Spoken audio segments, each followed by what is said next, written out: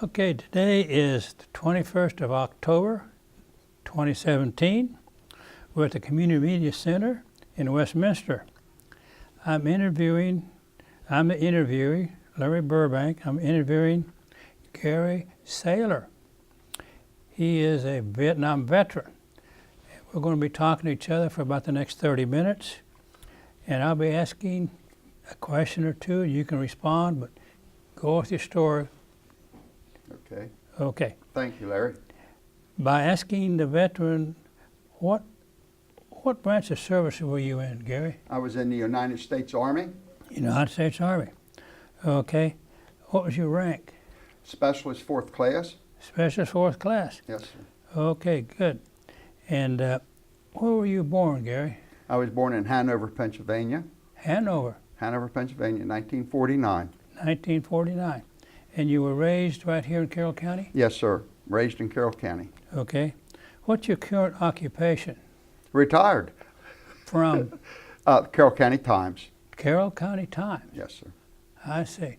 How long were you at the Carroll County Times? I was there 11 years, Larry. 11 years? Yes. I bet that was interesting. Yes, it was. I thoroughly enjoyed that. Right. Gary, were you drafted or did you enlist? I was drafted 1969. Drafted in 1969. Yes, sir.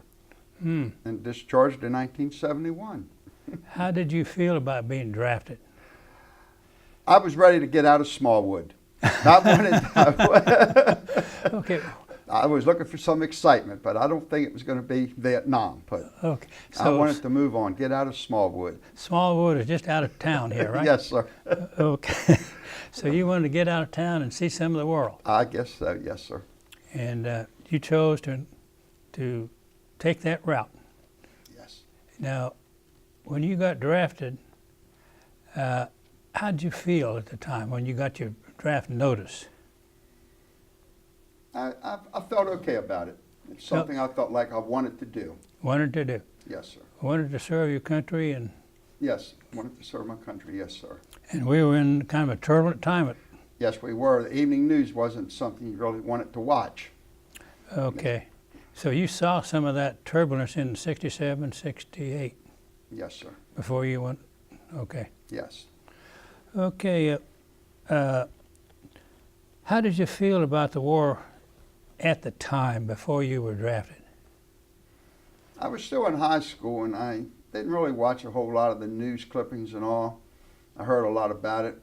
A lot of boys ahead of me, graduating high school, went and joined the Marine Corps or joined the Army.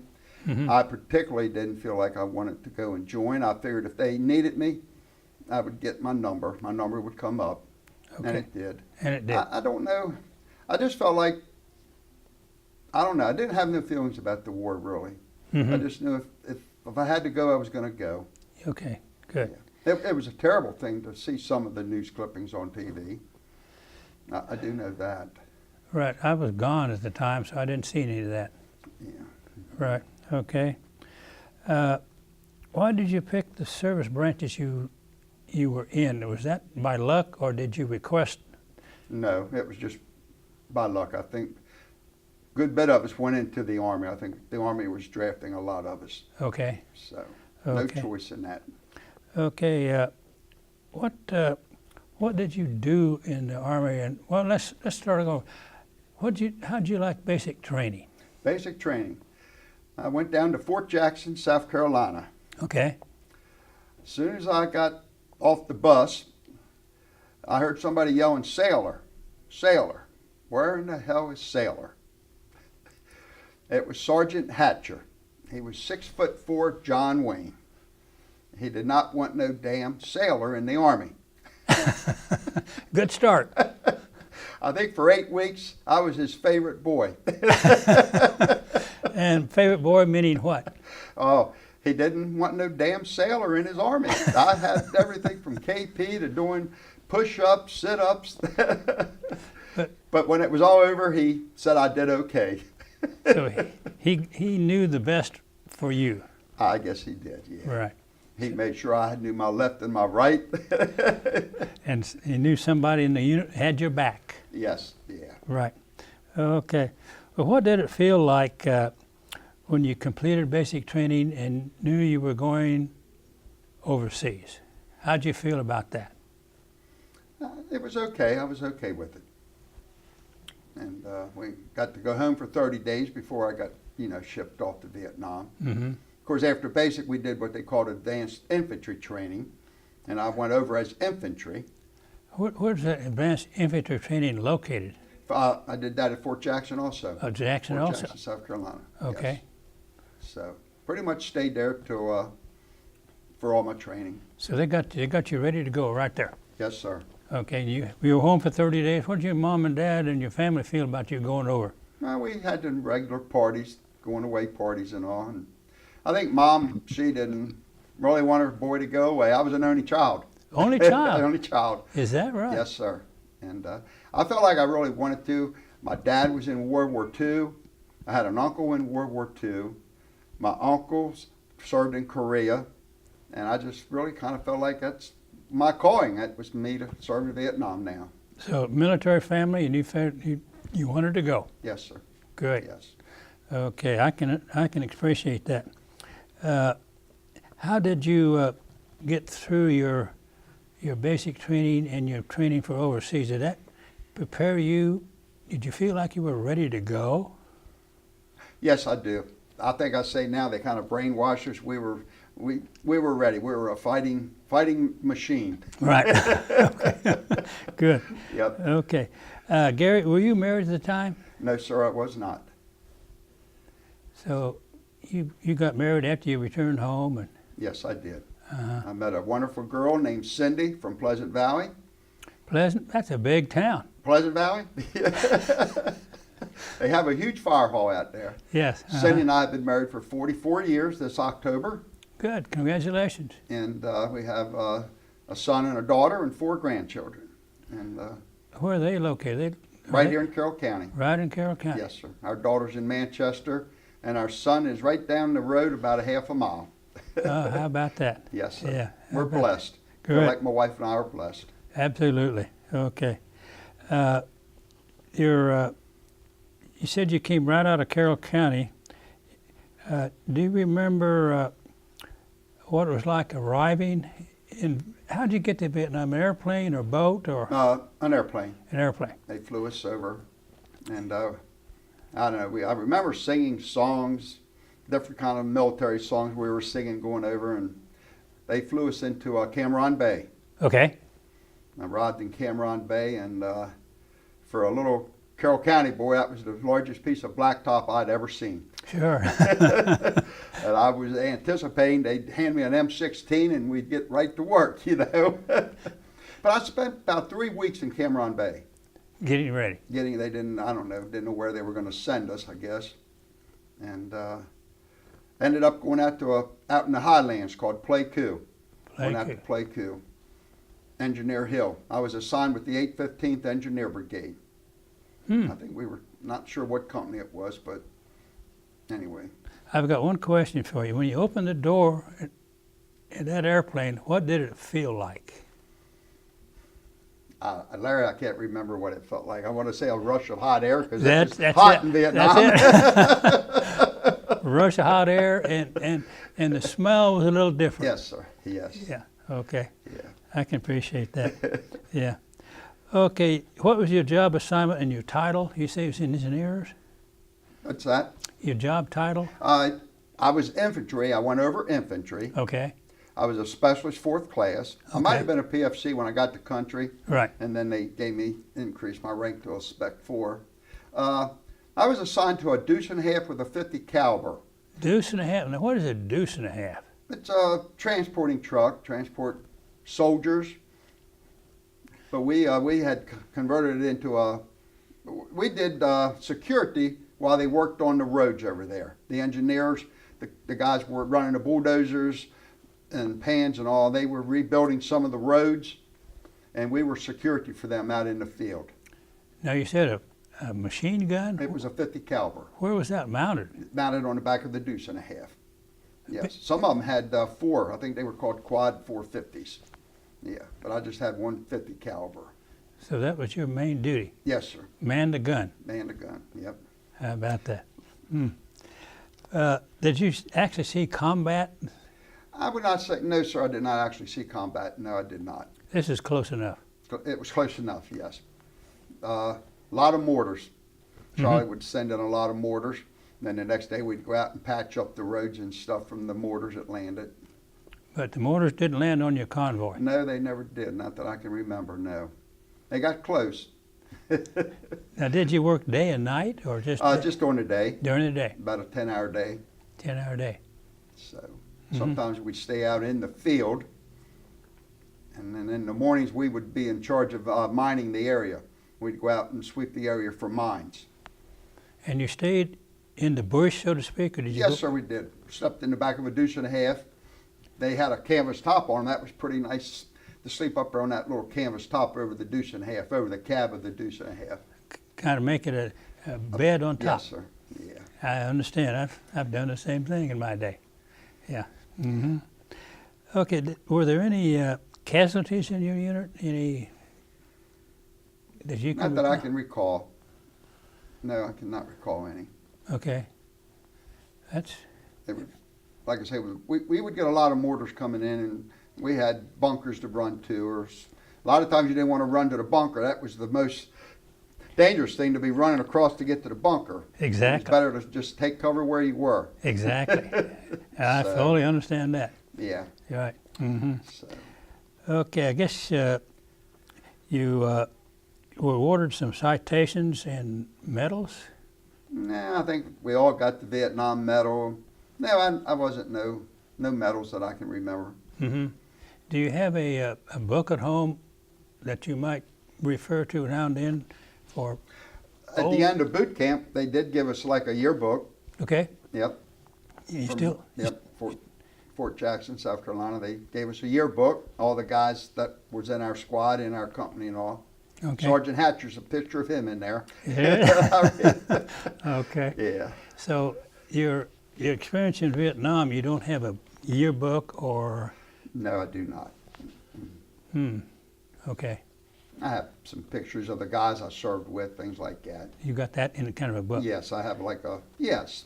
Okay. So you Yeah. you can pass that to your children. And, Yes, yes. Okay. I understand you now. It wasn't no yearbook. It was a book I put together. Right. Addresses, There you pictures go. of the guys I served with in That's my it. 21st birthday party, There things you- like that. That's what we're talking about. Yes, sir. Okay, Yes. great. Yep. Okay. Our lodging over there was a 8-man squad tent. 8-man squad tent. We had canvas tent, lived in a canvas tent.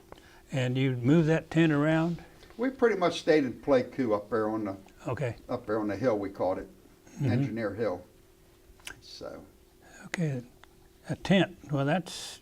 an Army squad tent. I'm sure you've seen them. Oh, absolutely. I've been there. done- Slept on a cot with a mosquito net. Right. No air conditioning? No, sir.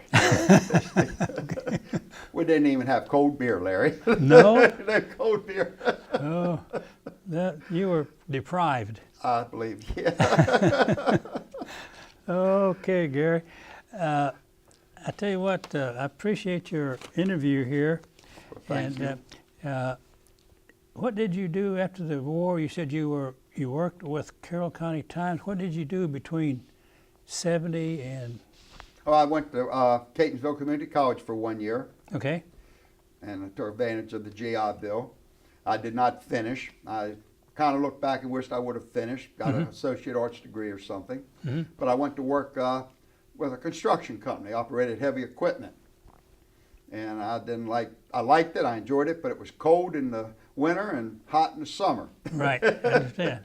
Right. So ended up working in a warehouse down in Hunt Valley, electronic warehouse. Hunt Valley. And then they decided they wanted to move to Mexico, didn't take me with them. So I got a job at the Carroll County Times, and I drove a truck, Okay. delivered. The Carroll County Times printed college newspapers, Right. community newspapers, things like that, and I would make the deliveries. I see. So, Is that early up in the morning too? yes, early morning, got off at 2 o'clock a lot of times in the afternoon. Long evenings, early mornings. Okay. So, Okay. Did your military experience influence you any in what you did afterwards? Did you your military training? Did you take that to the civilian occupation? I believe I did in ways of respect, Right? be on time, Okay. military time. You know what military time is? You explained that to me once, Larry. Tell me again about the military time. Okay, If you don't mind, it was. Tell me that again, Larry. Okay, military time is if you're early, you're on time. If you're on time, you're late. If you're late, you're out of here. So the military is always early. Yes, sir. Yes. I did take that to work with me, and I was always early, first guy there, and a lot of times the last man to leave. And that probably gave you a lot of notice too, didn't it? A lot, yes. Yes. Yep. Okay. Are you in any veterans organizations at this time? Yes, sir, I am. I'm a life member at our VFW Post 467 in Westminster. I'm also a member of the American Legion, Post 31 here in Westminster. What is your duty, so to speak, at VFW? I am the chaplain. I'm our post chaplain at the VFW. I'm going into my 4th year. 4th year. Yes, sir. I guess they like me. I can understand why. Okay. Do you attend any reunions, or do you have any reunions from the old outfit? No, never. I stayed in contact with one guy I was with in Nam. Mm-hmm. He lived down in West Virginia, and went down. My wife and I decided it was time to go visit him. And when I got down there to his address, I found out he had died of Agent Orange. Really? Yes, sir. And his wife went with my wife and I out to the cemetery in Beckley. It was in Beckley, West Virginia. Got to see where my buddy Danny's grave was, the marker, the veterans marker. And Mm-hmm. I gave him a good old Army salute. And Good. To this day, his wife, Danny's wife, sends my wife and I an anniversary card for our wedding anniversary. How about that? Yeah, we stay in contact with her. Danny and I stayed in contact for a couple years, and then the years, children, marriage, kind of lost contact with them. Right. And I felt so bad that I was about a year and a half late getting down there to see Danny. Agent Orange took him. Now, what is Agent Orange? It's a form of cancer, I believe, Larry. It was a chemical they sprayed over in Nam. Okay. It would just kill about everything. So some of our guys got. Yes. I see. Okay. Yeah. Okay. So. Is there anything that you'd like to add to this interview that we haven't discussed? Just anything come from the heart? No, sir. War is hell. War is hell. I wouldn't want to see anything like what I saw in Nam here in our country. I know there's a lot of terrible things happening in our country, but I don't know why we all just can't live in peace and get along. Absolutely. And I really have a lot of respect for our veterans and the American flag and our country. Absolutely. So, Right. yep. Okay. My last questions, I wrote this in. Any experience you want to share with the future generations? Because we're going to have some people watching this interview that are young. Respect your elders, respect our veterans, and if you're called upon to serve, go serve your country. Good. Thank you. Yes, sir. Okay. Does that really express your experiences today? I know we could go on a long time. Yes, I know. we could, yes, I believe that's, But yeah, but this is really good. well, thank you for taking the time. Well, I want to thank you for taking your time, because a lot of our folks don't understand what we have experienced. So this gets the word out to our community. Yep. I would I think the younger generation needs to remember our 10 Commandments and learn to say yes, sir, and no, ma'am, yes, ma'am, no, ma'am, yes, sir. Mm-hmm. Show some respect. Thank you. I I think agree. we've lost that in our country. I agree that altogether. So, Thank you very much, Gary. all right, thank you, Larry. Okay. Yes, sir.